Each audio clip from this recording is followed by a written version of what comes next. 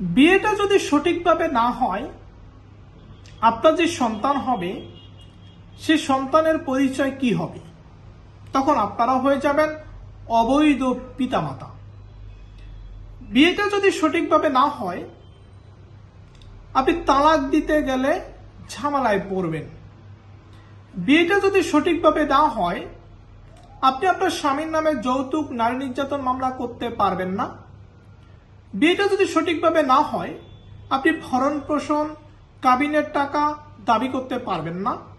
বিয়েটা যদি সঠিকভাবে না হয়, আপনি আপনার স্বামীর যে সম্পত্তি আছে সেগুলো দেখভাল বা সেগুলো পাওয়া থেকে আপনি বঞ্চিত হবেন। এই কারণে আমি বরাবর বলি, বিয়েটা সঠিক নিয়মে করুন। কারণ বিয়েটা যদি সঠিক নিয়মে না করেন, আপনাদের মধ্যে যদি কখনো ঝামেলা হয়, তখন কিন্তু আপনি আপনার অধিকার থেকে বঞ্চিত হবেন। আদালতে এসে কোনোভাবেই কিন্তু সহযোগিতা পাবেন না। এ কারণে আমি বারবার বলি যে বিয়েটা সঠিকভাবে সঠিক নিয়মে করবেন।